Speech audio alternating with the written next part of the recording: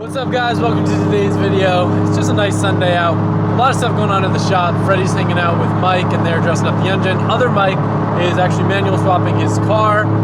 So there's not a lot of space in the shop to really work on anything. So I think I'm gonna try to throw the interior on the Evo back together. I just don't like having it blown apart in the shop because I'm nervous stuff's gonna get lost, missing, or damaged. So I'm gonna put it back together. I got the carpet probably like 90% of where I want it to be, which is, I think, good enough. And I think I can always play with it once it's in the car too, if we can ever get a hold of an extractor or something a little bit more industrial than what we've been using. But it's always a good time driving this thing.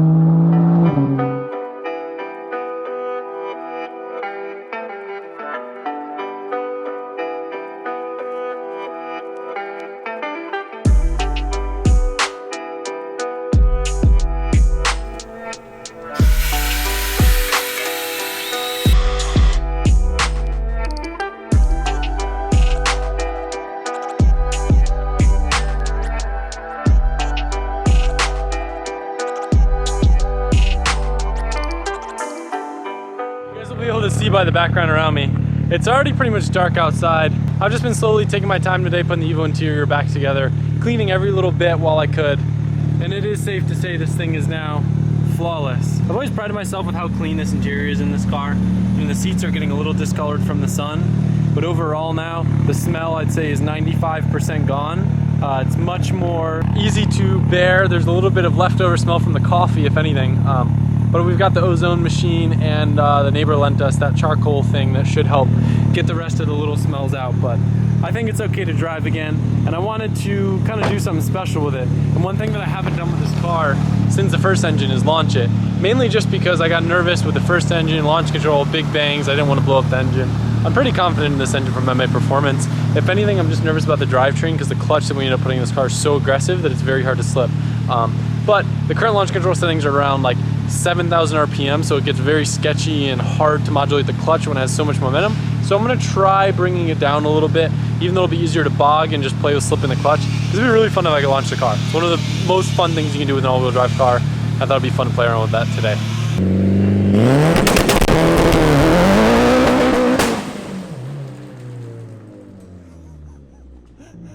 Oh my God. Bro, what the f? You dang blew my dang eardrums out! I've never done that before.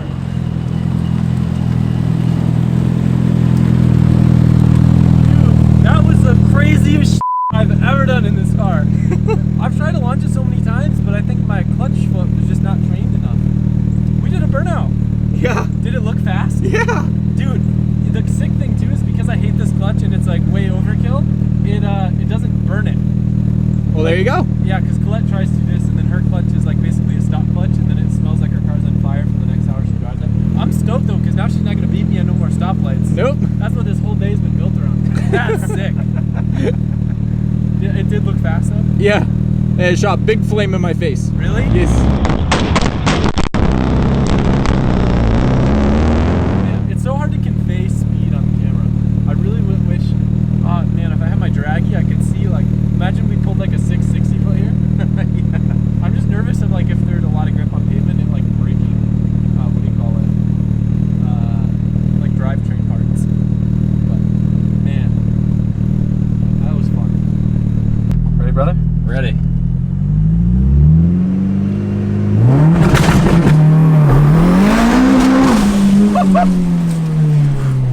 That's spicy. This is a spicy unit. Did it feel as cool as it feels for me? Because I was so hyper focused on filming, it just felt twice as weird, twice as crazy. I usually only get the shakes in this car when I'm going around a corner at like 150 miles an hour, but this is a new form of excitement. This thing moves out. Man, Colette doesn't know what's coming for her, dude. She's going down. Yo, her clutch gonna be smelly after that run. Oh, then there's gonna be more. Man, dude, you gotta finish your manual trans because now we gotta do a clutch on Colette's car. She's gonna be I know. freaking. I know. We're almost done. She's gonna be. I tell her the two-step is bad, and she's gonna hear me doing it. Now I'm starting a war. She's gonna want it now. Oh, this thing's sick. Sick, dude. Totally unnecessary, but it was just something that mentally I had to tell myself I would mess with as a reward because nothing was worse than like fixing something that isn't exciting to make the car the same it was before. And the milk thing bummed me out a bunch, and I spent so much time on the car, so did Schulman, to just try to get it back to where it was before, that at least now I have a little new exciting part of the car to play with. So that's fun. Yeah, good times. I walk out to the shop and look at Freddie's workspace. We have a broken wiffle ball bat and a jar of Play-Doh. Explain yourself. I don't know. Well, I think you broke this. You melted this. That's a whole nother story. Daphne bought me this because I was bored. She went to 3 different stores to get the pink color. Wait, did you really? Yeah, I did. Oh my god. Did it work? Yeah. Did we have enough clearance? We have a little too much clearance. Oh, interesting. So, if you guys aren't familiar with this, I feel like, is there a proper, like, actual clay for doing this, or do most people just use Play-Doh? Most of the time, it's Play-Doh, it's cheap. I guess that works. But anyway, they put this on some of the baffles, I'm guessing, for the oil pan, just to make sure that you had the right tolerances between the oil pan. On the oil pickup. Oh, okay. That would make a lot more sense than the baffles. I always feel so weird whenever I ask someone to see me in the office. Does it feel like you're getting in trouble? Every time, I'm always like on edge. I'm like, what did I do wrong? But I feel like you've never done anything wrong. Maybe sometimes. Well, anyway, what I was gonna say is, I forget if we mentioned this before, but I guess there was an inch gap between the pickup and the pan. That could have possibly been a factor why we're having oil starvation issues, but that's not why I called you in here, Freddie. I thought I would do a new segment, reading comments with Freddie. Oh, God. Why are we doing this? Because I need content, Freddie, help me. Okay, all right. I have like 10 comments that I screenshotted, and I just want to see. Oh, no. What? I don't know. Why? All right, Freddie looks like a chill freaking dude, and he's a genius. Chill sometimes, genius quarter of the time. Freddie seems like a cool dude that might also be a serial killer, but still a really cool dude while he's murdering you. Maybe if I don't like you. Freddie's super smart. He's the right man for the team, that's for sure. Sometimes. Yeah, I'm expecting you to just say thank you. Thank you. You're always so hard on yourself. Freddie, real deal, looks like he sets and plans his whole day and what he's gonna do before he does it. I just go with the flow. I try to plan like the least amount. I hope Freddie reads comments and realizes how much we love him and his little legs.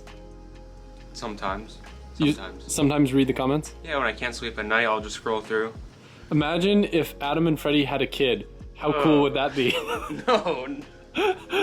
No, thank you. Freddie is like Jesse from OG Fast and Furious. Maybe. Freddie seems so calming, like in a house fire, he would make a coffee and wander out the flames. To be honest, wouldn't be shocked if he started the fire also. For insurance purposes, possibly. Freddie's gotten so much more comfortable on camera, probably still screaming on the inside, but it doesn't show as much. You know, like the meme with like the dog that's on fire in the house that Yeah. says yes? That's insert that meme. All right, well, that's it for our reading comments to Freddie in this video section. Make sure you comment below more things that I can read to Freddie if you guys like this. No, pick Chris next time. Do to Chris? Oh, Chris will hate that. Yes. He'll be miserable. All right, feed him some ammunition. Chris? Chris ammo? No, well, I don't know. I feel like they need something to go off of.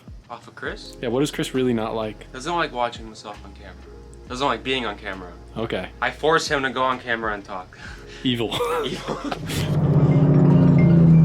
Yo, this better be important. Are you filming? Yeah, dude, literally, like, it's so hard for me to pull out the camera in the morning, dude. Like, it's a struggle. I finally pulled it out, dude. I had this blast of confidence and all this stuff that I was gonna talk about, and I get a ring from none other than Mr. Spaceman himself. Are you recording right now? Yeah, is that a problem? It might be. Uh-oh. I'm gonna come down there and ruin all your Is that a threat or a promise? Yep. Stop recording. Okay. Stop it. Getting the Evo back together kind of got me excited and brought it back to the forefront of my mind. One thing that I kind of left off with this car, if you remember the last time I had it at the firm, I set my personal best record, which was like a 1:14.3, which is an extremely fast time at the firm, considering it was basically a stock interior car with AC and running on a street tire. So what I really want to do with this thing is try to break the fendered car lap record at the firm. Now this eventually will become a street car, and it still kind of is a street car, but once we get the TME built, that will be the actual track purpose car. But this thing is still right on the cusp of being able to break the record. So to break it, I need about 2 seconds faster lap time. I ordered some Hoosier slicks for the car. I'll make a little bit of suspension changes, but more than anything, I just need to add a little bit more camber to it. I'm doing that, and then one other issue that I've struggled with this car was the transient lag with the turbo. The turbo is very good, and a lot of it has to do with the way that you have to drive an all-wheel drive car. You can't really bang gears like you can a rear-wheel drive car because you'll kind of create a lot of like drivetrain slack, and you can just feel that it's not good for the car. So I'm having Freddie go into the ECU in the car, and I actually already wired a clutch switch, but never finished. So he's finishing up wiring the clutch switch, and we're gonna see if we can have a no-lift shift on this car. It may not be a huge difference, but on the track, I bet it might contribute, you know, maybe a half second, which could be enough to actually make the difference. So he's gonna do that, and then hopefully we'll be able to keep the turbo spooled up between shifts, and it could make a big difference. But other than that, I actually have some diffusers for the car. I'm gonna play around and see if I have enough material to make a front diffuser, but I do have a rear one. I don't know if that's gonna make a huge difference at a track like the Firm where, you know, there's not a lot of high speed turns or anything like that. It's more of almost like an autocross track, but I am kind of excited on this thing, so maybe a little bit later this week we'll have another Evo video where I start playing around with some aero, but for today and the rest of this video, we're gonna finally set up no lift shift on this car. So let's do it. So as always, to be safe with no lift shift, we set the RPM threshold pretty low in the beginning, so that way, you know, if you want to test it, you're not testing at red line where you can potentially do some damage. So we're gonna bring it up to around 5 grand. I'm gonna stay in it, and I'm gonna go to no lift shift, but I'm not actually gonna put it in the next gear. So we're gonna make sure that it cuts the ignition how it's supposed to, and that we get what we're after before I go putting it in gears and potentially damage stuff. All right, so do you want me to test it in second or third? You don't even need to get out of the gear, so pretty much just go. I'm gonna do it in third because it'll feel less abrupt. Yeah, So go, just clutch in around like 5 grand. Yeah, over 50% throttle.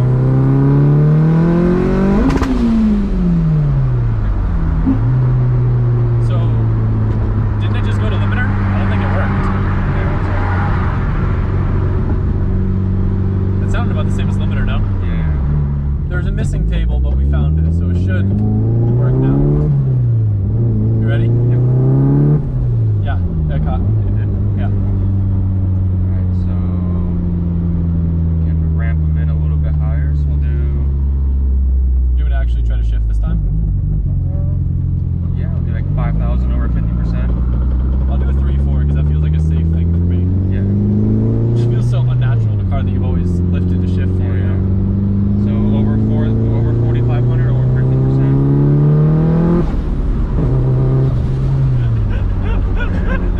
It just felt like I let off the throttle. That's hilarious. Alright, so reduction in the time.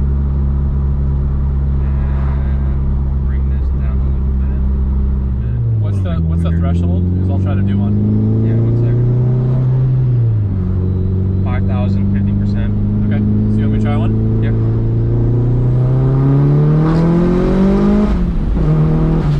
Yeah, we can still go a lot shorter than that. Yeah. What we're essentially trying to get rid of is the transient lag with the turbo. When you get back on throttle after shift, the turbo would have to spool back up. So we're trying to keep a little bit of boost is the goal of what we're trying to do here. Pretty much if your boost, like your map pressure does like a V dip between the shifts, that's the lag. So we're gonna try and get rid of that V on the shift. Alright, so it's a little bit more aggressive now, but nothing crazy. So try the same, a 3-4. Yeah. And then what's cool is I didn't know that, you know, the ECU sees your gear position, so we can change the delay between the gears and stuff too. I know a lot of people with these in autocross cars will have it inactive for the 1-2, just because I don't know. I guess it can get mad sometimes, and I know a lot of people don't usually no lift shift on 1-2 just because it's so abusive to the drive line. Okay, so I got to shift a little bit faster because you saw the time, like it. Yeah. Whew, that was a little scary to me. It was kind of like I just burned the gear. Stick to 3/4. No, it was fine. I just took too long to shift. Gotcha. That kind of terrified me a little bit. We can make the delay the time? shift time longer on the 2.3 than the 3.4. Yeah. Oh, let's focus on like the 3.4 just to get some good base settings. And then Yeah. I just have to go faster for the 3-4. That's why I did a 2-3. Ready? Yeah.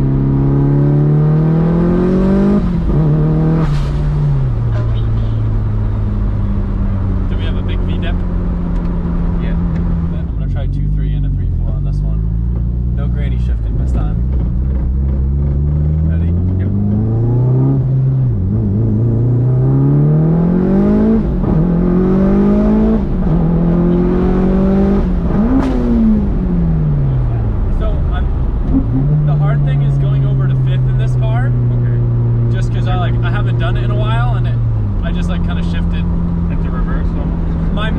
limit to my Skyline where I can't do a 4 or 5 because I don't have a reverse lockout in that car. So I took a second too long. It feels good though. I feel like we could still get a little bit more aggressive on the ramp in. The power in. I think the time is good for now. I don't want to go too crazy until I get really comfortable, and then we can always pull a little bit of time out of it. But I could definitely feel the car staying in boost a lot more than it has in the past. Yeah, so on the shift it drops from 30 pounds to 16 on the shift, and it ramps back in to 30. That's not bad at all. No. It'd be real interesting. I wish I had a draggy to like see the difference of what I'm losing in time when I have to let off compared to the now no lift stuff. I'll try another 2, 3, 4 again. Ready?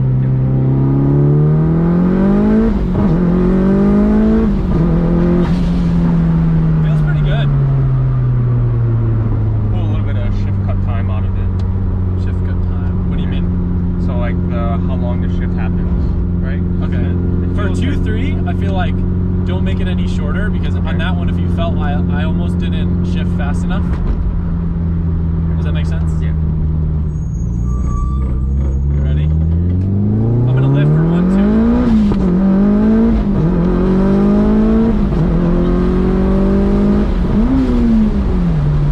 2. It's just hard for me. The 4, 5, I might just have to lift. Yeah. But I gotta learn how to do that just because at the firm, that's like one of the shifts that I do the most when I'm going out on the straights and stuff. It feels good though. It just kind of keeps me on the edge of my toes. I can't really sleep, you know? Even though I lifted on the 1, 2, I could hear it activate a little bit and make a little pop, if you know what I mean. Yeah. It's funny, I actually originally wired up this whole setup to beat Tommy when we were having the little GTR Evo feud. God, scared me. Sometimes people ask me like what goes on in my nightmares. It's that. So on the 1, 2, It did activate, right? you like kind of activated it, but you went all the way down to like vacuum, Yeah. and then on the 2, 3, it dropped to 17 pounds. On the 3, 4, it dropped to 18.5 pounds. Gotcha. So, and then the 5th gear, it just, you know, you Yeah. I don't know why I've been missing 5th. Is there like a reverse lockout or No. just like the positioning? I don't know what it is. Maybe just because I haven't driven the car in a while. Usually when I used to have issues with this car, it was always missing on the 1, 2. You need a better shifter? No. No. That's just me. So I do plan on in the future talking about more in detail the whole dry sump setup for the S15 and kind of going over a lot of the changes that need to be made with the car and the engine setup. But one thing that I'm beyond excited about, been patiently waiting for, are these billet valve covers. Freddie is going to help explain why it's important that we got these and couldn't just run any stock valve cover. Freddie, you want to explain? So these are sealed with no oil cap or any ports. Well, there's 2 ports on them, but they're sealed. One valve cover will have a vacuum regulator on it, this guy, and then one will have a check valve in case we lose a piston and you get a lot of blow by. That check valve will pop and let all the crankcase pressure relieve from the crankcase instead of sending it to the dry sump tank, and then you know that'll be in the car and stuff. And then with this, I'll probably drill and tap the valve cover or this piece and put a vacuum sensor on it, well, vacuum / pressure, so I can monitor the crankcase pressure vacuum. There's a lot of cool bits coming in that we'll have to go over and keep you guys in loop for. But the next thing that you can expect to see, engine is coming out of R34 GTR for the last time and then going back in permanently. So that's exciting, and that'll be in the next video. We gotta do the clutch, we gotta do some water line stuff, put all the brake lines and stuff back in the car, get that in, and then it'll just kind of be the final assembly. So looking forward to that. I'm super excited for all the JZ stuff too. So I hope you guys enjoy this video. It's fun giving the Evo some love. I'm probably gonna make a few more little things with it this week.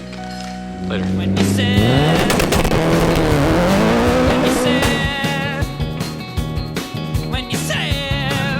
You dang blew my dang eardrums out!